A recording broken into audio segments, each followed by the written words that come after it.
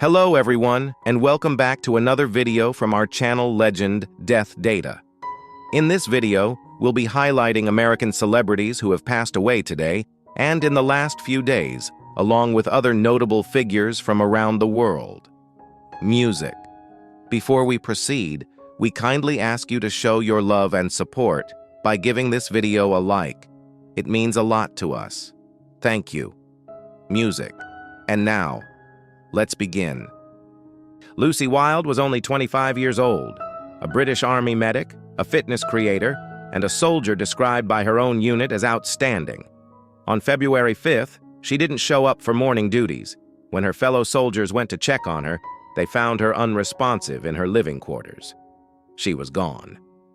The Welsh Guards, one of the most respected regiments in the British Army, released a tribute that stopped people in their tracks, recalling a mass casualty incident where Lucy worked relentlessly to save her peers. Her actions that day were nothing short of outstanding, they wrote, adding that she was rightly commended for her courage and professionalism. But Lucy wasn't just a soldier. She built a following of over 17,000 people on Instagram and TikTok, sharing fitness advice and inspiring others, all while serving her country. Her last post was on February 4th, a video of her puppy Bruno, and the next day, she was gone. Lucy had a rare ability to lift those around her, her regiment wrote. She was popular, genuine, and deeply respected. The British Army has launched a formal investigation into her death. No cause has been confirmed, and no answers yet remain for a young woman who spent her life saving others and whose name the world is only now learning. Billy Steinberg never stood on stage. He never chased the spotlight. But chances are some of the most emotional moments of your life had his words playing in the background. The legendary songwriter died at 74 in Los Angeles, following a battle with cancer, and the music world lost one of its greatest hidden architects. You already know his work, even if you never knew his name, Like a Virgin, Madonna, 6 weeks at #1. True Colors, Cyndi Lauper, #1. Eternal Flame, The Bangles, #1. So Emotional, Whitney Houston, #1. 4 songs, 4 artists, 4 #1s, all written by the same man. His attorney called him an American treasure, a pure soul who gave us the most poetic lyrics that moved millions of people around the world. Cyndi Lauper, whom he helped make iconic, remembered him simply, "He was such a nice guy, very supportive." Steinberg won a Grammy in 1997, was inducted into the Songwriters Hall of Fame in 2011, and wrote for everyone from Tina Turner to Celine Dion to Whitney Houston. He never needed his name on the marquee.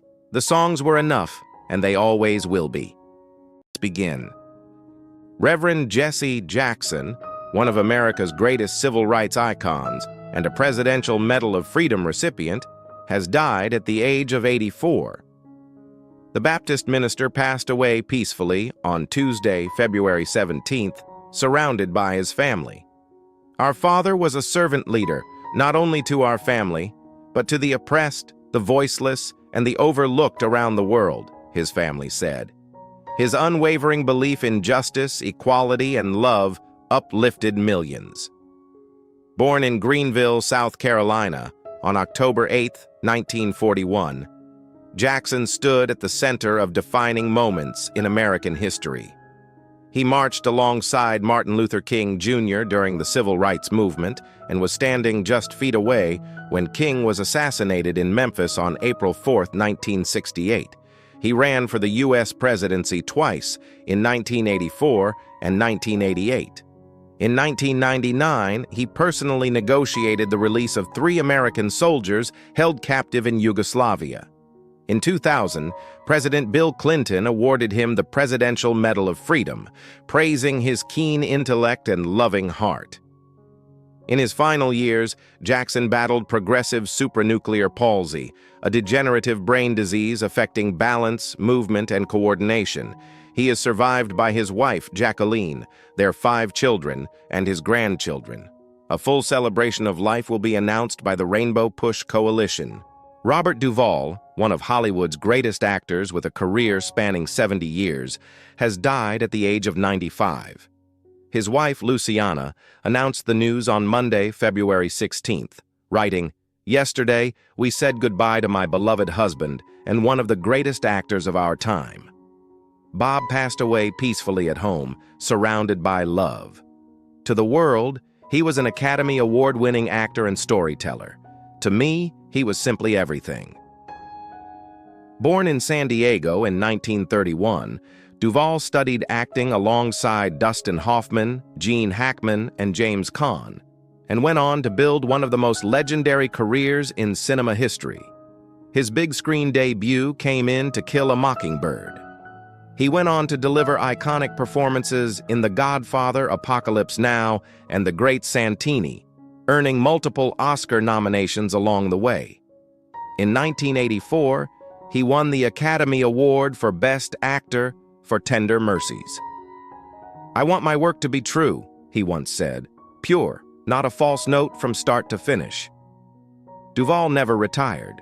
His final films included The Pale Blue Eye and Hustle, both in 2022. When asked at 90 what kept him going, he simply said, "I'm always living well." He is survived by his wife, Luciana, whom he married in 2005. A true legend of the screen, gone at 95 but never forgotten. Charlie Meza, a 9-year-old girl who captured the hearts of over 100,000 people on Instagram, passed away on February 14th after a 6-year battle with brain cancer. Her mother, Taylor, broke the news with 2 simple words: "She is free." Charlie was just 3 years old when she was diagnosed with medulloblastoma, an aggressive form of brain cancer that primarily affects children. From that moment on, Taylor documented every step of her daughter's journey on Instagram under the name Cheering for Charlie, turning their family's fight into a story of love, faith, and unbreakable strength. As Charlie's condition worsened in late 2025, doctors told the family that an experimental drug trial, their last hope, was unlikely to work. Hoping to continue to defy all medical expectations, Taylor wrote in November, "Lean on God and not on my own logic and understanding." In January, Charlie was rushed to the hospital as her pain intensified. She spent over 2 weeks under medical supervision before entering home hospice care at the end of the month. "She's been significantly more restful and comfortable," Taylor shared just days before her daughter's passing. A GoFundMe opened by family friends to cover funeral costs raised over $94,000 in just days, a testament to how deeply Charlie touched the world. She was 9 years old and she will never be forgotten. Dana Eden, the acclaimed producer and co-creator of the hit Apple TV Plus series Tehran, has died at the age of 52. She was found in her hotel room in Athens, Greece, on Sunday, February 15th, while actively filming the show's 4th season. Apple TV Plus released a heartfelt statement. "We are deeply saddened by the loss of Dana Eden, an extraordinary producer and creative partner whose passion for storytelling made a lasting impact on audiences around the world. Dana's vision and leadership were instrumental in shaping Tehran into the globally acclaimed series it is today." Authorities have confirmed that an investigation into her death is currently underway. Greek police spokesperson Konstantina Demogou stated that evidence found at the scene appeared to rule out an initial theory about the cause of death. The production company also moved quickly to address public speculation, stating that rumors regarding a criminal or nationalistic-related death are not true and are unfounded. Security footage from the hotel is being reviewed, and hotel staff are being questioned. Eden had chosen Athens as a filming location due to its visual similarities to Tehran, Iran's capital, a creative decision that brought her there in her final days. Over her career, she produced more than 40 film and television projects. Israel's public broadcaster called her among the senior figures in Israel's television industry. She leaves behind a legacy that will shape Israeli television for years to come. Trey Johnson, former NFL offensive lineman for the Washington Commanders, has passed away at 54. His wife Irene announced on February 15th that he died suddenly during a family trip. Johnson leaves behind 4 children: Chloe, EJ, Ez, and Eden. He was known as a devoted father who attended every practice and game. Beyond his athletic career, Johnson loved French bulldogs and biking. He played for Washington and the Cleveland Browns during his NFL tenure. He was known for his durability and strength during his time in Washington. Irene wrote, "He loved the game and prided himself on his tremendous knowledge of it." After retiring from football, Johnson found his passion in education. He worked as a history teacher at Landon School in Bethesda, Maryland, where students and faculty admired him as a mentor. Washington drafted Johnson with the 31st pick in 1994 after his time at Temple University. He played with the team until 2001, spent 1 year in Cleveland, then returned to Washington for his final season in 2002. Johnson appeared in 93 regular season games with 72 starts during his career. "We're saddened to learn of the loss of former Washington All-Pro guard Trey Johnson. Our thoughts are with his family," the Commanders said in a statement. Timothy Barry, drummer for indie band Manchester Orchestra, has passed away at 42. The band announced Barry's passing on Instagram on Saturday, February 14th, sharing a photo of him performing on stage at sunset before a massive crowd. "The entire Manchester Orchestra family has been devastated by the sudden passing of our brother Timothy Barry," the band wrote. They described him as instantly likable, interacting with everyone through kindness and warmth. His infectious laugh made people feel welcomed and encouraged. His humor and energy formed the foundation of the entire Manchester Orchestra universe. He had an undeniable light that was only matched by his dedication and love for the craft he was clearly put on earth to do. The band shared that the only thing Tim loved more than creating music was being with his family. You'd be pressed to find a more joyful dad. Barry joined the Atlanta-based Manchester Orchestra in 2010 after their former drummer departed. His drumming appeared on 3 studio albums: Cope, 2014, A Black Mile to the Surface, 2017, and The Million Masks of God, 2021, plus the 2023 EP The Valley of Vision. Barry called himself a songwriter's drummer in a 2022 podcast appearance. "I'm bringing something that isn't just drums and grooves, but understanding what a song should have to enhance it," he explained. "Leaving your mark on a song and feeling like it's better because I played on it, that's what I'm always hoping to reach." Shelley Desai, the Indian-born character actor known for his recurring roles on Men of a Certain Age and It's Always Sunny in Philadelphia, has passed away at 90. Desai portrayed Carlos, an employee at the party supply store owned by Ray Romano's character, in 14 episodes of the TNT drama Men of a Certain Age from 2009 to 2011, alongside Andre Braugher and Scott Bakula. He also played the landlord Hang, who rents a hotel room to Charlie and Frank, in 3 episodes of It's Always Sunny in Philadelphia from 2005 to 2016. Additionally, he voiced characters in 10 episodes of the Fox Kids show Where on Earth is Carmen Sandiego in 1994. Born in Bombay on December 3, 1935, Desai appeared in Broadway productions including Gandhi, 1970, and A Talent for Murder, 1981. His television credits include memorable appearances on ER, Ugly Betty, NYPD Blue, Friends, Star Trek, The Next Generation, Hill Street Blues, The A-Team, Curb Your Enthusiasm, and History of the World, Part 2. Desai's film career included roles in Brian De Palma's Phantom of the Paradise, 1974, Thelma and Louise, 1991, Toys, 1992, Escape from L.A., 1996, and Here Comes the Boom, 2012. He is survived by his wife Phyllis, his stepdaughters April and Dawn, and his grandchildren Sean, Sophia, and Dylan. Susan Grodd, a respected fine art and entertainment attorney known for defending the rights of creators, passed away on February 8th in Los Angeles. Over several decades, she became a trusted voice for artists, filmmakers, animators, and authors, helping shape fair contracts and protections still used across the industry today.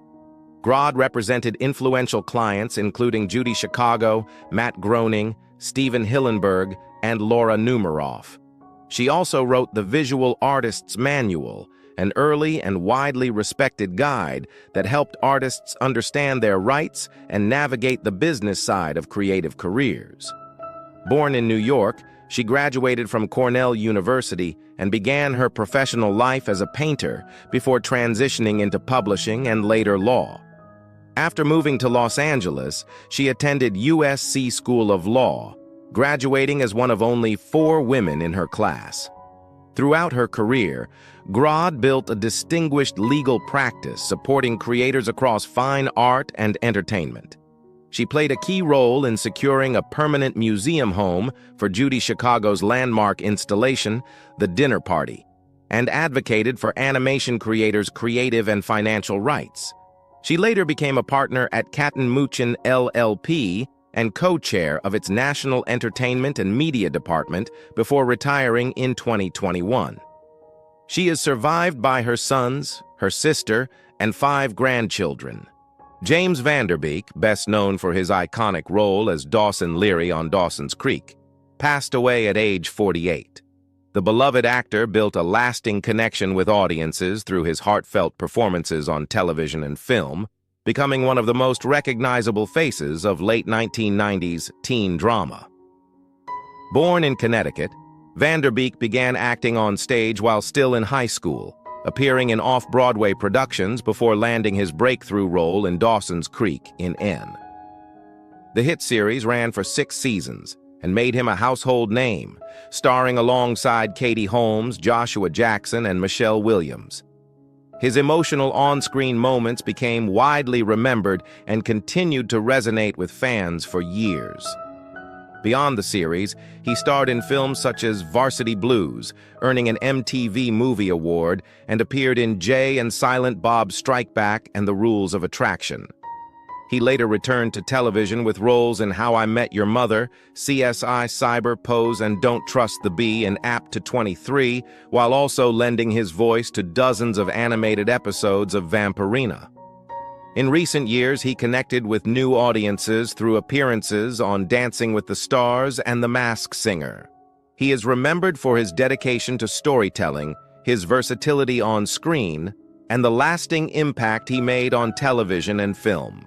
Bud Cort, the actor best known for his unforgettable role as Harold in the 1971 cult classic Harold and Maude, has passed away at the age of 77 in Connecticut following a long illness. His performance in the beloved film helped create one of cinema's most enduring and unconventional love stories, earning him a lasting place in movie history. Born Walter Edward Cox in Rye, New York, Cort developed an early passion for the arts and later moved to Los Angeles to pursue acting. He gained attention after being cast by director Robert Altman, first appearing in MASH before taking on a leading role in Brewster McCloud. His chemistry with Ruth Gordon in Harold and Maude turned the film into a timeless favorite that continues to resonate with audiences decades later. Cort went on to appear in numerous films and television projects including Dogma, Heat, Coyote Ugly, The Life Aquatic, and Pollock. He also lent his voice to the character Toyman in several animated DC series and co-wrote, directed, and starred in the 1991 film Ted and Venus. Despite facing major personal challenges after a serious car accident in 1979, he continued contributing to film and television with dedication and creativity. He is remembered for his distinctive presence, artistic spirit, and the unforgettable characters he brought to life on screen. Fred Smith, the influential bassist for the pioneering proto-punk band Television, has passed away at age 77. Known for his subtle yet powerful playing style, Smith helped shape the sound of one of New York's most important underground rock movements, leaving a lasting mark on generations of musicians and fans. Smith began his musical journey playing with Angel and the Snake, a group that later evolved into Blondie. In 1975, he joined television, replacing Richard Hell and contributing to the band's distinctive sound during its most celebrated era. After the group's initial breakup in 1978, he remained active in music, collaborating with bandmates Tom Verlaine and Richard Lloyd, as well as artists including the Ramones, Willie Nile, and the Fleshtones. When television reunited in 1992, Smith returned and continued touring with the band, reconnecting with audiences around the world. Fellow musicians often praised his melodic bass lines and understated style, describing him as an essential presence both on stage and behind the scenes. Beyond music, Smith and his wife Paula Sereno co-founded an artisanal winery in New York, blending creativity with a passion for craftsmanship. He is remembered for his musical influence, quiet dedication, and the timeless sound he helped create. Igor Yakovlevich Zolotvitsky, June 18, 1961 to January 14, 2026, was a respected Soviet and Russian actor, theater educator, television director, and presenter whose influence shaped generations of performers. From 2013 until his passing, he served as director of the Moscow Art Theater School, one of Russia's most prestigious artistic institutions. Over his career, he received multiple national honors, including the title of Honored Artist of the Russian Federation and the Figaro Prize, recognizing his lasting impact on Russian culture. Born in Tashkent, Zolotvitsky graduated from the Moscow Art Theater School in 1983 under renowned mentor Viktor Monyukov. Just a few years later, he returned as a professor, beginning a decades-long commitment to teaching and mentorship. Alongside his work in theater, he became a familiar face on Russian television, directing popular programs and hosting educational broadcasts that brought culture and learning to a wider audience. In addition to leading the Moscow Art Theater School, he also served as deputy artistic director of the Moscow Chekhov Art Theater, helping guide its creative vision during a pivotal period. Known for his dedication, discipline, and passion for the craft, Zolotvitsky was widely admired by students, colleagues, and audiences alike. He was married to actress and director Vera Karybina, and together they raised two sons who followed in their parents' footsteps, graduating from the Russian Institute of Theater Arts. Igor Zolotvitsky passed away in Moscow at the age of 64, leaving behind a powerful artistic legacy that continues to resonate on stage, on screen, and in classrooms across Russia. Scott Raymond Adams was an American cartoonist and author best known as the creator of the iconic Dilbert comic strip. With sharp humor and clever observation, he transformed everyday office life into relatable satire, capturing the frustrations, absurdities, and unspoken truths of corporate culture that resonated with millions of readers worldwide. Before Dilbert became a global phenomenon, Adams worked in several corporate jobs, quietly observing the routines and personalities that would later inspire his characters. When Dilbert launched in 1989, it struck a nerve. By the mid-1990s, the comic had spread across newspapers in the United States and beyond, allowing Adams to become a full-time cartoonist and turning his creation into one of the most recognizable workplace comics in history.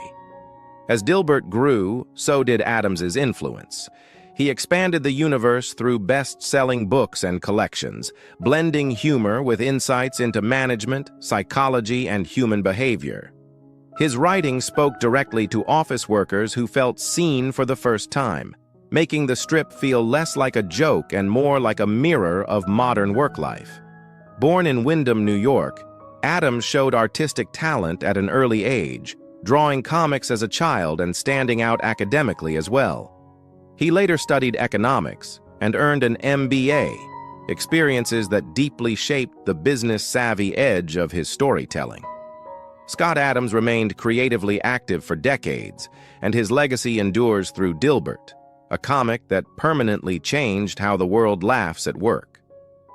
Esther Thomas, known on social media as Sunshine, died on January 9th. Her family announced on Instagram, "We, the family of Esther Thomas aka Sunshine, with pain in our heart, regret to announce the sudden demise of our beloved sister and daughter," they wrote in a January 10th post. The statement noted that Thomas, who had a fibroid, suddenly passed away after undergoing surgery. "We are trying to put things in place so we could put her to rest," the statement concluded. Thomas maintained a following of nearly 500,000 across Instagram and Facebook. Known for comedic skit-style videos, she regularly collaborated with other Nigerian internet personalities, including Efimo Efeani Prosper, known online as Real Big Skills, Lucy Antem, and Jadera Madu. In a video uploaded after the news broke, Madu explained that Thomas started experiencing stomach pain on December 28th, which worsened on January 1st, prompting her to be rushed to the hospital. After scans, Madu continued, doctors determined that Thomas's fibroid had grown so large that they recommended she undergo an operation to remove it and relieve her pain. Even though Madu says doctors told him her operation was successful, he believes she experienced complications and later died. He also appeared in shows including Punky Brewster, The Corner, and Just Our Luck. According to TMZ, the actor was found at his home in Duarte, California on Friday. Officers discovered his body around 5:40 p.m. after being called to the property. A cause of death has not yet been released. He is survived by his wife, Janet Carter. Carter's last appearance on screen was in 2023, when he played Cliff in 5 episodes of the sitcom Dave and featured in 3 episodes of The Company You Keep. Fans have been sharing their reactions. "Rest in peace, T-Bone," one said, referencing his character on The Steve Harvey Show. "Oh my gosh, I'm so shocked. Rest in peace, TK. I can't believe you're gone, bro. My condolences to all the family," another wrote on Carter's last Instagram post. The actor had shared a video of himself finding the way back on Netflix, which he appeared in alongside Ben Affleck. "Look what I found on Netflix. Good movie, The Way Back. TK veteran Carter by Ben Affleck," he wrote. The post is now filled with tributes. Roger Ewing, best known for his portrayal of Deputy Marshal Thad Greenwood on Gunsmoke, has passed away at 83.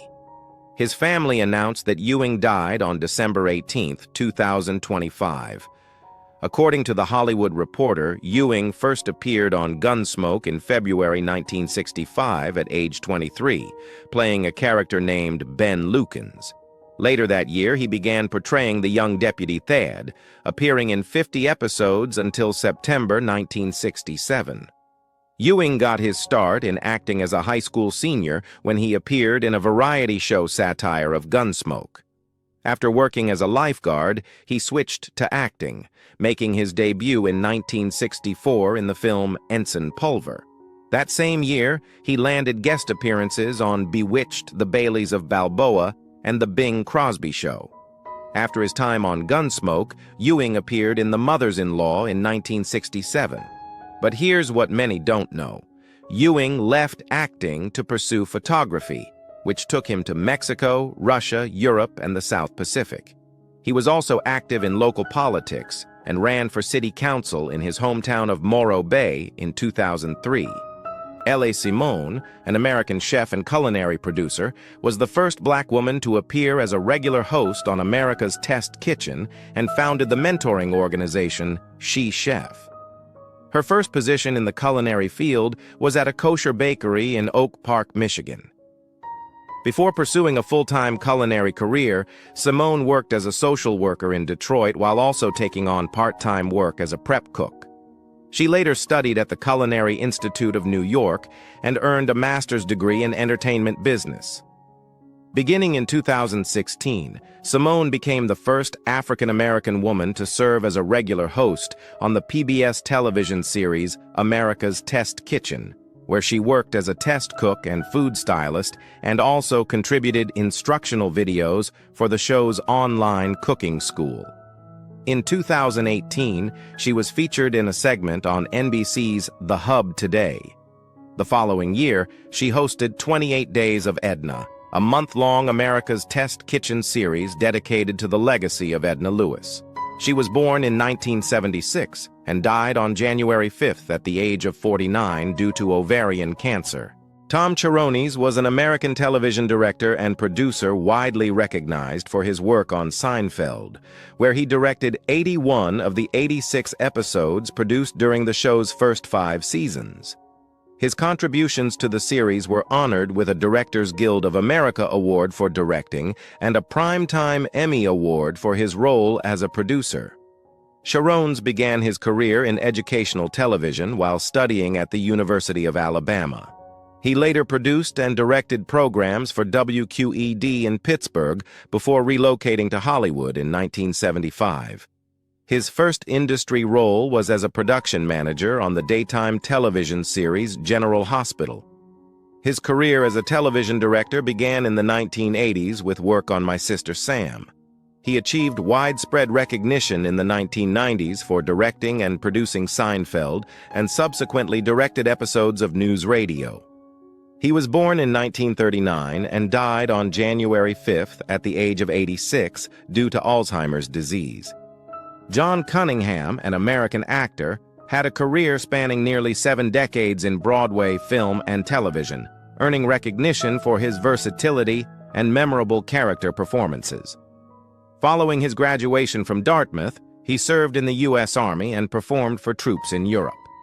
His professional debut came in 1960 on a tour of My Fair Lady.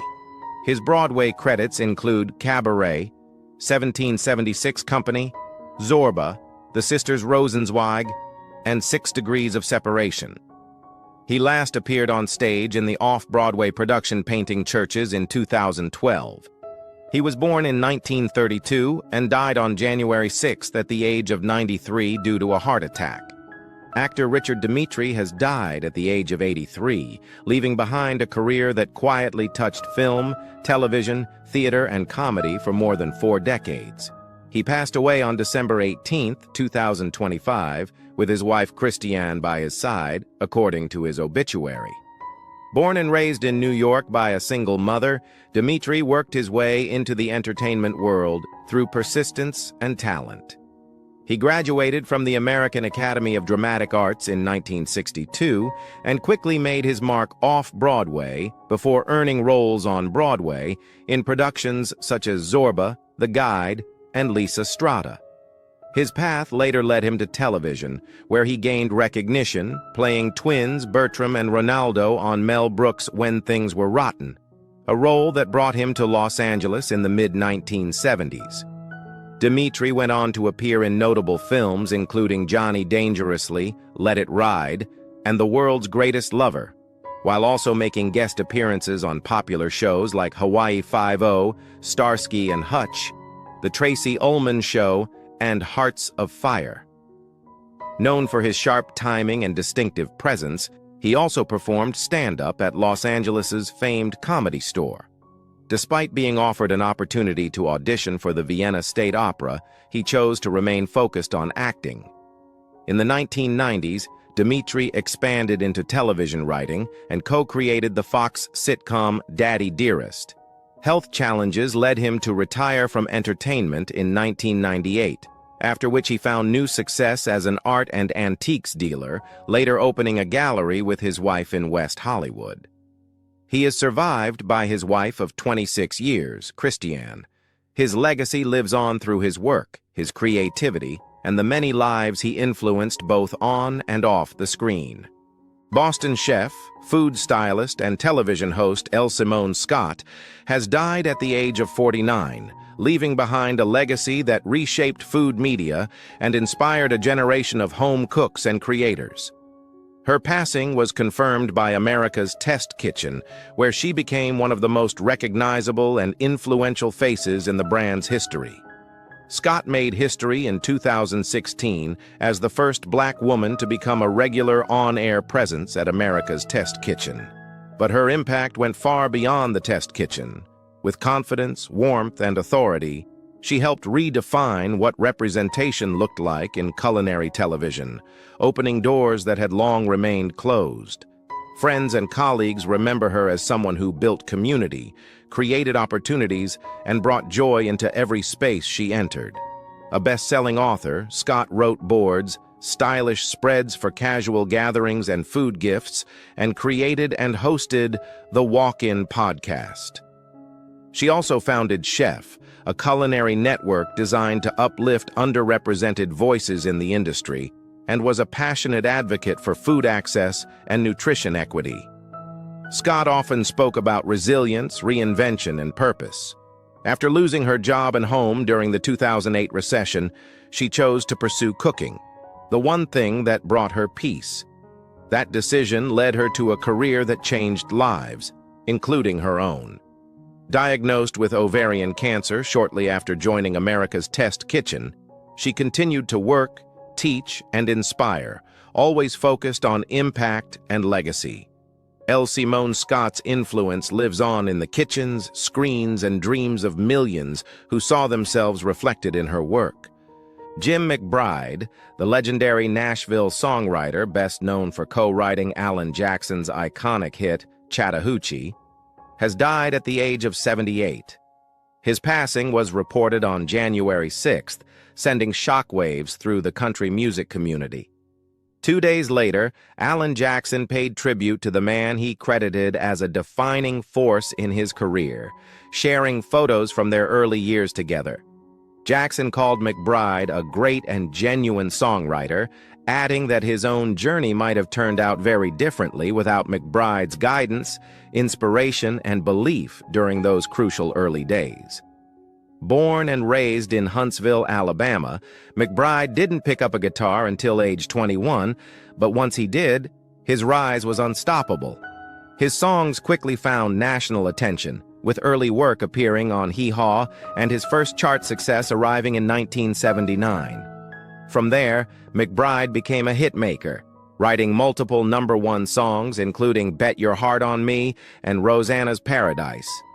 His partnership with Alan Jackson produced some of modern country music's most enduring songs, including Chasing That Neon Rainbow, Someday, That's All I Need to Know, and the genre-defining Chattahoochee, which earned both Song of the Year and Single of the Year honors. Over his career, McBride wrote for country legends spanning generations, earning him induction into both the Nashville Songwriters Hall of Fame and the Alabama Music Hall of Fame in 2017. His influence lives on through songs that continue to define country music and through the artists whose careers he helped shape. Veteran actor Isaiah Whitlock Jr., known for his unforgettable role as corrupt politician Clay Davis on HBO's The Wire, passed away on December 30th at age 71.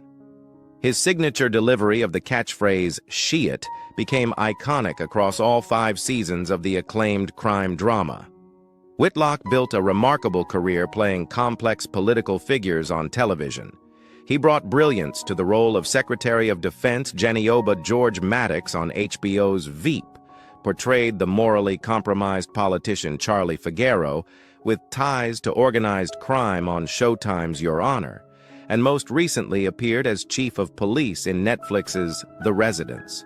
Whitlock forged a lasting creative partnership with Oscar-winning director Spike Lee, appearing in 6 of Lee's films over nearly 2 decades: 25th Hour, She Hate Me, Red Hook Summer, Chirac, Black Klansman, and Da 5 Bloods.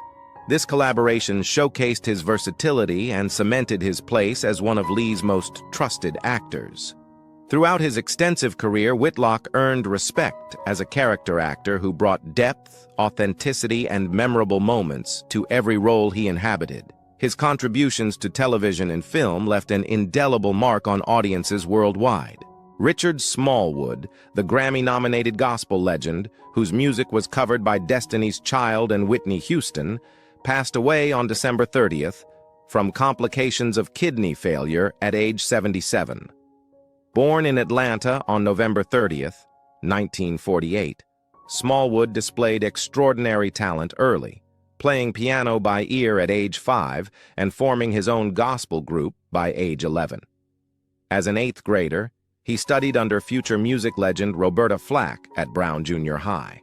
He graduated cum laude from Howard University with a dual BA in classical vocal performance and piano in 1971, later earning a master's in ethnomusicology. Smallwood founded the Richard Smallwood Singers, releasing their debut album in 1982. Their 1984 album Psalms earned their first Grammy nomination, followed by 5 more records. In 1995, he formed the group Vision, releasing albums into the 2000s and earning 8 total Grammy nominations, including his final nod for Trust Me from his 2022 album Promises. Throughout his career, Smallwood won numerous Dove and Stellar awards and performed for 3 U.S. presidents, Nixon, Reagan, and Clinton, and became one of the rare gospel artists to tour the Soviet Union. In 2006, he was inducted into the Gospel Music Hall of Fame. In 2019, Smallwood published his autobiography, Total Praise, opening up about his struggles with grief and depression, showing vulnerability alongside his musical brilliance. Michael Schumacher, the celebrated author known for telling the stories behind legendary artists and unforgettable moments, has passed away at the age of 75. Writing under the name M. Schumacher, he became widely respected for biographies of cultural icons like Francis Ford Coppola, Eric Clapton, Allen Ginsberg, and George McCann. His daughter, Emily Joy Schumacher, confirmed that he died on December 29th, remembering him as someone who loved conversation, people, and stories above all else. Born in Kansas and raised near Lake Michigan in Kenosha, Wisconsin, Schumacher was drawn to history from an early age. Although he studied political science, writing quickly became his life's work. He famously wrote everything by hand first, filling notebooks before transferring his words to a typewriter, a routine that defined his creative process. His career followed 2 powerful paths. One focused on deep, detailed biographies that explored the lives behind fame, and the other captured dramatic true stories from the Great Lakes, including shipwrecks, survival, and maritime history that kept readers turning pages. Those closest to him remember Schumacher as a storyteller in constant motion, coffee in hand, notebook nearby, always listening. Through his books, his voice and passion for history continue to live on, reaching new readers and reminding audiences why great stories never fade. Stephen G. Sheets, the former president and CEO of the iconic Sheets convenience store chain, has passed away at 77, leaving behind a legacy that reshaped an entire industry. Born in Altoona, Pennsylvania, Steve dedicated more than 5 decades to the family business after joining it in 1969, following his graduation from Penn State University. Over the years, he rose through the ranks and ultimately led the company through one of its most transformative eras. Under his leadership, Sheets evolved from a small regional chain into a multi-state powerhouse, expanding across Pennsylvania, Maryland, Virginia, West Virginia, and Ohio. But growth wasn't just about locations. Steve helped redefine what a convenience store could be, pushing innovation that changed customer expectations nationwide. He was instrumental in developing the made-to-order food program, which became a defining feature of the brand, and also championed early investments in technology, including mobile apps, loyalty programs, and modernized store designs, keeping Sheets ahead of its time. Company leaders describe Steve as a mentor, a visionary, and someone deeply committed to both people and progress. Beyond business, he remained actively involved in community initiatives supporting education, healthcare, and veterans' causes. Today, Sheets continues as a privately held company headquartered in Altoona with more than 800 stores and around 27,000 employees, an enduring reflection of the vision Steve Sheets helped build. The celebrated Hungarian filmmaker Béla Tarr, director of masterworks including Satan Tango and The Turin Horse, has died at age 70. Over 3 decades, Tarr directed 9 feature films, beginning with Family Nest in 1979 and concluding with The Turin Horse in 2011, which earned the Silver Bear Grand Jury Prize at the Berlin International Film Festival. Tar frequently collaborated with Hungarian novelist Laszlo Krasznahorkai, who won the Nobel Prize in Literature. Several of Tar's films were adaptations of Krasznahorkai's novels, including Satan Tango and Werkmeister Harmonies. His work garnered prizes at festivals throughout Europe and Asia. The Hungarian Filmmakers Association confirmed Tar's passing Tuesday, announcing he died following a serious illness. Born in 1955 in Pécs, Tar completed his first feature film at just 23 years old, winning the grand prize at the Mannheim-Heidelberg International Film Festival. His films were acclaimed for their stunning black-and-white cinematography and mesmerizing extended single takes that could stretch beyond 10 minutes. His longest work, Satan Tango, runs more than 7 hours. His distinctive style influenced art house cinema worldwide, including American filmmakers Gus Van Sant and Jim Jarmusch. Tar worked closely with editor Agnes Hranitzky for decades, who co-directed his final 3 features. Following The Turin Horse in 2011, Tar relocated to Sarajevo, where he founded the Film Factory Academy and produced numerous student films while dividing his time between Sarajevo and Budapest. California Republican Congressman Doug LaMalfa died Tuesday. His office announced he was 65. Early this morning, Congressman Doug LaMalfa returned home to the Lord.